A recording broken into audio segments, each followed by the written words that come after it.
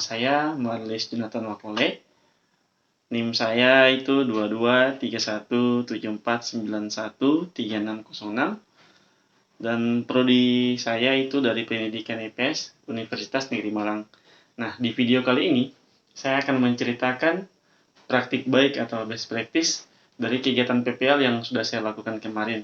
Nah, kegiatan PPL yang saya ambil untuk jadi cerita praktik baik saya ini itu pada kegiatan aksi kedua. Nah, kegiatan aksi kedua. Untuk metode yang saya gunakan dalam cerita praktik baik ini, saya menggunakan metode STAR. Nah, untuk metode STAR itu sendiri, yang mana S itu situasi, kemudian T itu tantangan, A-nya itu aksi, dan R-nya itu refleksi hasil dan dampak. Untuk lokasi di mana saya melaksanakan PPL, ini berada di SMP Negeri 1 Makimi. Dan tujuan yang ingin dicapai dalam pelaksanaan aksi ini yaitu untuk meningkatkan minat dan motivasi belajar siswa, dalam ini siswa-siswa saya, peserta didik saya, dalam pembelajaran IPS itu sendiri. Jadi tujuannya untuk meningkatkan minat dan motivasi mereka. Penulisnya saya sendiri, kemudian untuk tanggal pelaksanaan, tanggal pengambilan videonya itu tanggal 7 Desember tahun 2022. Nah, saya akan memulai dari S yaitu situasi.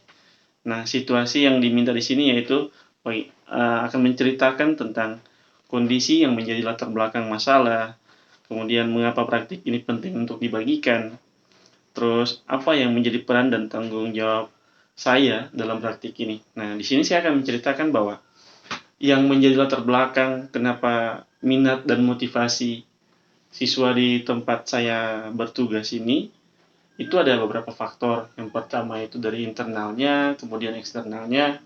Nah, yang pertama itu dari faktor internalnya sendiri, dari siswa-siswa itu. Nah, kenapa?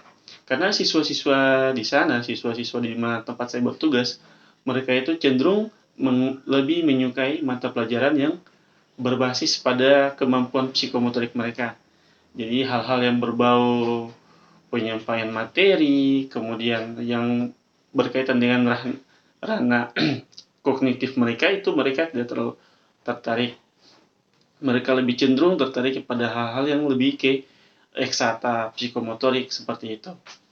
Nah, itu yang kadang pembelajaran IPS yang mana dahulu atau selalu cenderung ceramah, monoton, pembelajaran yang klasikal, sehingga kadang itu mengurangi minat dan motivasi mereka dalam pembelajaran IPS. Kemudian terlepas dari faktor yang tadi, faktor internal mereka, yang mana berkaitan dengan rasa suka dan ketertarikan mereka itu sendiri. Adapun faktor eksternalnya. Nah, faktor eksternalnya itu yang tadi sudah saya bilang itu mungkin di sisi guru IPS yang mungkin pembelajarannya masih monoton, ceramah dan sebagainya. Adapun kehidupan masyarakat di sana yang masih terpaut pada budaya, kemudian mereka sangat terpengaruh dengan lingkungan sekitar, dan juga itu ada budaya di mana siswi atau murid perempuan ini di mana mereka saat beranjak di bangku SMP, mereka tuh akan dinikahkan, dikawinkan, entah itu oleh saudara laki-laki mereka ataupun dari orang tua mereka. Kemudian faktor keluarga juga berperan penting di mana mereka harus diperhadapkan dengan kondisi ekonomi yang memprihatinkan, sehingga mereka dituntut untuk bekerja ekstra, sehingga mereka mengorbankan pendidikan mereka. Nah, kemudian berkaitan dengan mengapa praktik ini penting untuk dibagikan, ingin saya jelaskan bahwa praktik ini sangat penting untuk dibagikan. Kenapa demikian? Karena pendidikan di wilayah Papua, terkhususnya di bagian wilayah pedalaman Papua, itu sangatlah memprihatinkan. Baik itu kondisi siswa, kondisi guru, kondisi gedung sekolah, dan semua sarana prasarana. Sekiranya hal ini menjadi penting untuk dibagikan agar orang-orang tahu lika-liku pendidikan di wilayah pedalaman Papua itu seperti apa. Kemudian untuk peran dan tanggung jawab saya di sini. Peran dan tanggung jawab di sini ya tidak terlepas dari saya sebagai guru, kemudian sebagai orang tua, yang mana tugas saya untuk mendidik mereka, memberikan mereka pelajaran untuk tambahan pengetahuan. Saya pun memiliki tugas dan tanggung jawab dalam memberikan pembimbingan, memberikan arahan kepada siswa-siswa saya itu supaya mereka paham akan perkembangan dunia pendidikan ataupun juga di lingkup masa depan mereka dalam kehidupan sosial mereka itu sendiri. Yang berikut menyangkut tantangan. Untuk tantangan, apa saja yang menjadi tantangan untuk mencapai tujuan yang saya sebutkan tadi? Kemudian siapa saja yang terlibat? Nah, di sini saya akan menjelaskan, menceritakan satu persatu untuk terkait dengan tantangan ini. Yang menjadi tantangan dalam kegiatan pelaksanaan aksi kedua ini,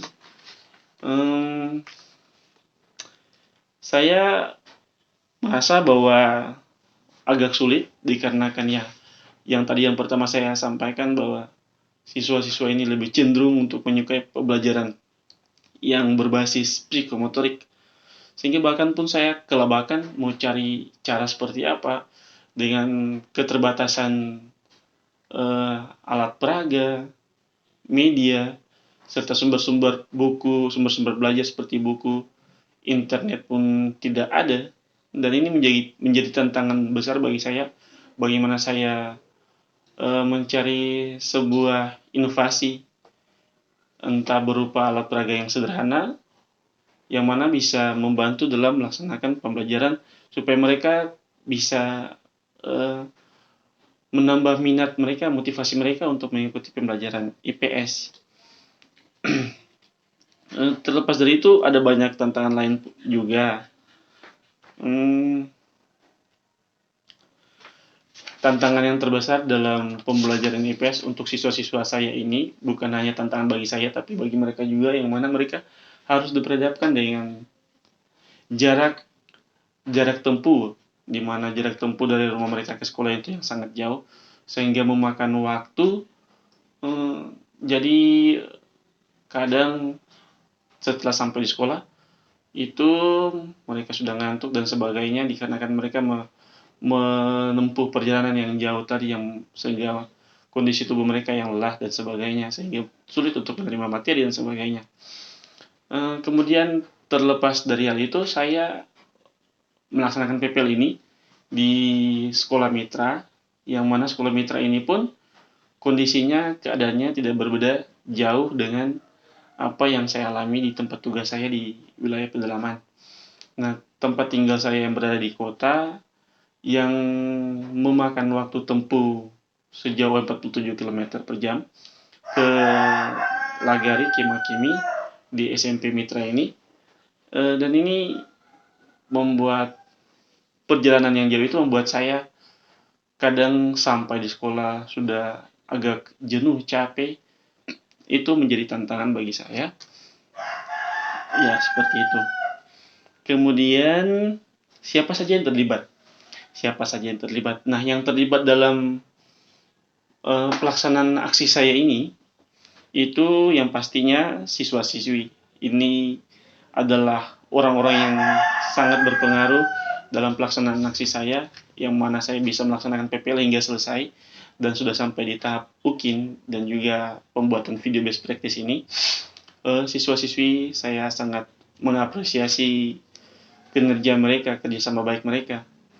Dan terlepas dari siswa-siswi yang selalu memberikan waktu mereka siap untuk mengikuti pelajaran yang saya buat, saya pun dibantu oleh pihak sekolah yang mana sangat terbuka untuk membantu saya, memfasilitasi saya, entah itu guru-gurunya, tata administrasinya, bahkan hingga kepala sekolah pun memberikan sambutan yang baik, memberikan pelayanan yang baik bagi saya.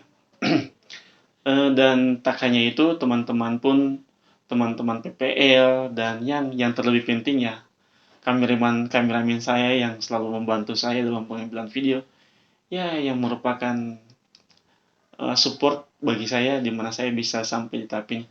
Ya, saya sangat berterima kasih untuk semua orang yang sudah membantu saya dalam pelaksanaan ini. Kemudian setelah tantangan tadi, saya ingin melanjutkan di bagian aksi. Nah, di aksi ini kita diminta untuk menceritakan langkah-langkah apa saja yang dilakukan untuk menghadapi tantangan tersebut. Kemudian strategi apa yang saya gunakan, bagaimana prosesnya, siapa saja yang terlibat, tadi sudah dijelaskan. Kemudian apa saja sumber daya atau materi yang diperlukan untuk melaksanakan strategi ini. Nah, kita mulai dari yang pertama, saya akan menceritakan bagaimana langkah-langkah yang saya gunakan untuk menghadapi tantangan dan melaksanakan kegiatan pelaksanaan aksi kedua ini. Yang pertama, untuk langkah-langkahnya, dikarenakan ini aksi kedua ini saya melakukan pembelajaran dengan model pembelajaran PJBL atau Project Based Learning, itu saya menyuruh anak-anak membuat scrapbook dengan materi yang saya bawa, yaitu materi tentang bentuk-bentuk interaksi sosial, itu asosiatif dan disosiatif. Nah, saya menyuruh anak-anak ini untuk membuat sebuah karya berupa scrapbook. Scrapbook itu seperti sebuah clipping, namun dikemas dalam bentuk yang lebih kreatif, lebih modern. Nah, anak-anak di situ mereka merangkum, kemudian menjadikan foto-fotonya dalam scrapbook tersebut. Dan itulah proyek yang dihasilkan. Nah, tantangan-tantangan yang saya temui, bukan tantangan, namun langkah-langkah yang saya lakukan untuk menghadapi tantangan itu, tantangan yang saya dapati. Itu mungkin saya, bukan mungkin, namun saya menggunakan media pembelajaran, memakai proyektor sekolah, namun sempat terkendala karena terbatasnya terminal colokan itu satu. Terminal colokan yang terbatas, karena di situ banyak guru yang juga ikut PPG dan guru penggerak, makanya banyak yang menggunakan fasilitas itu. Sehingga saya tidak sempat untuk mengambil dan harus meminjam punya teman. Kemudian tujuan dari penggunaan proyektor adalah untuk membantu saya dalam memaparkan, menyajikan materi pembelajaran dalam bentuk video, gambar, serta bahan presentasi saya yang berupa file PowerPoint. Dan juga rangkuman materinya, video dan gambar yang saya sajikan adalah hasil rangkuman dari modul ajar dan juga hasil rangkuman dari buku-buku pendukung lainnya. Dan saya pun mengunduh dari laman internet yang bisa dijadikan sebagai referensi belajar. Kemudian yang berikut, yang kedua, yang menjadi langkah-langkah yang saya atasi dalam menghadapi tantangan pembelajaran tadi, itu ke buku pelajaran. Nah, buku pelajaran yang dipergunakan siswa memang sudah tersedia, namun ada beberapa hal yang tidak termuat di dalamnya, sehingga saya harus merangkum modul atau bahan ajar dan menambahkan beberapa hasil pencarian dari internet tadi, lalu dimuat ke dalam bahan ajar. Kemudian yang ketiga, itu terkait kondisi siswa-siswi yang bosan dan malas. Nah, kondisi siswa-siswi saya yang bosan dan malas saat pembelajaran ini, saya coba mengakalinya, saya mencoba untuk mengatasinya dengan membuat kegiatan pembelajaran yang baru, yang bervariatif, yang awalnya cenderung ceramah, klasikal. Saya kemudian membuat sebuah pembelajaran yang baru, yang bervariatif, yang belum mereka terima sebelumnya. Nah, bersama dengan siswa-siswi, kami membuat rangkuman materi yang dikemas ke dalam scrapbook yang tadi sudah saya jelaskan. Yang mana hal ini akan memacu minat dan motivasi siswa-siswi, sehingga semua aspek dalam kegiatan belajar dapat termuat, baik itu kognitifnya, afektifnya, serta psikomotriknya. Kemudian yang keempat, untuk model pembelajarannya saya menggunakan model PJBL, yang tadi saya sudah bilang, PJBL itu Project Based Learning dengan menggunakan metode yaitu metode diskusi. Nah, proyek yang dihasilkan dalam pembelajaran ini yaitu scrapbook. Adapun tantangan yang saya temui dalam kegiatan ini adalah kurangnya referensi dan pemahaman siswa-siswi yang sangat minim tentang scrapbook. Jadi memang scrapbook adalah hal yang baru bagi mereka, sehingga saat mau membuat scrapbook pun mereka agak kesulitan, sehingga saya harus menampilkan laman YouTube, menampilkan itu kepada mereka, cari video-video yang berkaitan dengan scrapbook.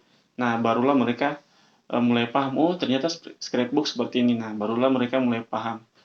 Nah, tantangannya mungkin seperti itu. Kemudian, terkait dengan penilaian yang dipakai untuk mengukur kemampuan mereka. Nah, dalam penilaian yang saya lakukan, itu saya mengukur kemampuan mereka dalam bekerja sama, bertanggung jawab dalam pekerjaan kelompok. Itu saya menggunakan 3 aspek penilaian. Yang pertama itu penilaian sikap, kemudian penilaian keterampilan, dan juga penilaian pengetahuan. Dan untuk alat dan bahan yang dibutuhkan dalam pelaksanaan proyek ini, dapat saya sebutkan. Yang pertama itu ada karton bekas, kemudian gunting, kertas manila, kemudian kertas HVS warna, lem, spidol warna, kertas kado, pita, gambar-gambar bentuk interaksi sosial, dan lain-lain yang diperlukan. Yang terakhir, untuk kegiatan pembelajaran itu sendiri, saya menggunakan printer. Jadi saya membawa printer dari tempat tinggal saya, yang mana kami gunakan motor, terus bawa ke SMP. Tujuan menggunakan printer ini agar gambar-gambar yang tadi sudah dicari oleh siswa-siswi saya, mereka akan kirimkan ke saya, kemudian saya print, dan kemudian kembalikan ke mereka, dan mereka akan tempelkan itu pada scrapbook yang telah mereka buat. Tidak hanya printer, yang saya pakai juga itu ada laptop, proyektor, tripod, HP, dan lain-lain yang berguna untuk merekam atau pengambilan video pelaksanaan aksi kedua ini. Dan yang terakhir, terkait dengan refleksi, hasil, dan dampak yang saya temui dalam pelaksanaan aksi ini. Dapat saya ceritakan dalam best practice ini bahwa bagaimana dampak dari aksi dari langkah-langkah yang dilakukan. Apakah hasilnya efektif ataukah tidak efektif? Mengapa? Bagaimana respon orang lain terkait dengan strategi yang dilakukan? Kemudian apa yang menjadi faktor keberhasilan atau ketidakberhasilan dari strategi yang dilakukan? Kemudian apa pembelajaran dari keseluruhan proses tersebut? Nah, akan saya tuturkan satu persatu. Yang pertama, untuk kegiatan pembelajaran dengan model project based learning yang telah dilakukan, dan ada beberapa hal yang dapat saya simpulkan sebagai berikut. Yang pertama, yaitu penggunaan media berbasis TPEG yang ditayangkan dalam bentuk video, gambar, maupun PowerPoint dapat membuat peserta didik lebih memahami materi tanpa rasa bosan. Jadi yang awalnya mereka hanya mendengar ceramah, kemudian saya mencoba untuk melakukan pembelajaran yang lebih bervariatif dengan menggunakan TPACK, itu dimana saya memuat konten-konten yang ada video, konten pembelajaran berbasis video, kemudian gambar, dan semuanya saya kaji dalam bentuk PowerPoint. Kemudian yang kedua, pembelajaran ini saya lakukan dengan bervariasi. Jadi selain saya menggunakan metode dengan menggunakan penggunaan media yang berbasis TPACK atau TPEG, saya pun selalu menyisipkan ice breaking. Nah, ice breaking yang saya sisipkan atau masukkan dalam kegiatan pembelajaran, entah itu sebelum mulai pembuatan diskusi kelompok ataupun sebelum memulai kegiatan pembelajaran di awal, itu bertujuan agar membangkitkan semangat, terus menghilangkan rasa ngantuk, penat, bosan baik dari siswa-siswi itu. Nah, ice breaking yang saya terapkan itu baik dari entah itu bersifat seperti menyanyi, menari, atau dancing. Ada juga game dan lain-lain. Dan kemudian yang berikut, penggunaan model pembelajaran seperti Project Based Learning ini dapat membuat peserta didik lebih aktif dalam pembelajaran dibandingkan dengan metode-metode klasikal lainnya. Kemudian yang kedua, penggunaan model pembelajaran Project Based Learning memberikan hasil yang efektif dalam menyelesaikan masalah minat belajar peserta didik. Hal ini terlihat dari suasana belajar yang menyenangkan, sehingga membuat peserta didik lebih aktif dalam pembelajaran. Mereka pun memiliki semangat dan rasa tidak bosan dalam kelas. Ketika dilakukan evaluasi di akhir pembelajaran, siswa-siswa ini, peserta didik saya ini, mampu memberikan jawaban, tanggapan yang baik, dan serta jawaban yang tepat. Kemudian yang ketiga, respon orang lain. Respon orang lain terkait dengan strategi yang digunakan. Itu saya kaji ada 4. Yang pertama, dari peserta didik sendiri. Peserta didik yang saya ajar merasa senang dengan proses pembelajaran karena tidak hanya sekedar ceramah. Kemudian teman sejawat dan kepala sekolah. Teman sejawat dan kepala sekolah pun bisa memberikan referensi untuk guru lain karena keterlibatan peserta didik yang aktif. Kemudian observer. Observer bisa dijadikan referensi apabila memiliki permasalahan yang sama. Dan juga untuk Bapak Ibu dosen dan juga guru pamong, ini dapat memberikan pembelajaran yang inovatif, kreatif, dan menyenangkan bagi peserta didik. Yang keempat, faktor keberhasilan ini sangat ditentukan oleh penguasaan guru yang dimulai dari membuat perencanaan, kemudian melaksanakan pembelajaran yang sesuai dengan sintak pembelajaran, kemudian pemilihan media maupun strategi hingga evaluasinya. Kemudian yang terakhir, hikmah pembelajaran yang bisa diambil dari proses kegiatan ini. Itu adanya sebuah keharusan bagi seorang guru untuk terus melakukan inovasi pembelajaran yang menyenangkan, baik peserta didik dan selalu peka terhadap permasalahan yang muncul, sehingga guru terbiasa melakukan refleksi pembelajaran. Hal ini akan menjadikan tujuan pembelajaran bisa tercapai dengan baik. Secara keseluruhan, pembelajaran Project Based Learning ini sangat tepat untuk dilakukan terhadap siswa-siswi yang notabene-nya seperti siswa-siswi saya yang notabene-nya gampang sekali bosan, malas, ngantuk. Itu dapat membantu meningkatkan motivasi dan minat untuk belajar mereka. Serta terlepas dari itu dapat meningkatkan kemampuan untuk berpikir kritis. Juga mereka dapat aktif dalam pembelajaran, sehingga pembelajaran yang tadinya awalnya tadi berpusat hanya dari guru saja, sekarang menjadi pembelajaran yang lebih terpusat kepada para siswa-siswa saya, dan ada kombinasi antara kedua hal itu. Guru bersifat sebagai moderator, sebagai narator, dan siswa-siswa lebih dituntut untuk berperan aktif. Pembelajaran yang berpusat pada peserta didik tadi itu diharuskan supaya itu dapat menambah kemampuan mereka dalam bertindak, berpikir, kemudian menciptakan sikap mereka menjadi sikap yang lebih baik lagi. Jadi dari semua aspek dapat meningkatkan semua aspek mereka, entah itu dari psikomotor, baik itu kognitifnya dan juga afektifnya, semua dapat ditambah di situ. Karena memang belajar itu sejatinya tidak hanya semata-mata hasil akhir, tapi juga bagaimana proses itu dapat berguna, kemudian mereka terapkan dalam kehidupan hari-hari mereka. Dari serangkaian apa yang sudah saya jelaskan tentang best practice ini dari awal sampai akhir, saya cukup berterima kasih bahwa saya bisa melaksanakan ini dengan baik, dan juga saya berharap semoga anak-anak didik saya, entah itu di sekolah mitra maupun tempat saya bertugas sana, dapat menjadi pribadi yang lebih berguna, entah itu baik untuk masa depan mereka nantinya, kehidupan mereka di kemudian hari. Semoga pendidikan yang ada di Tanah Papua ini bisa menjadi lebih maju lagi. Sekian dan terima kasih. Selamat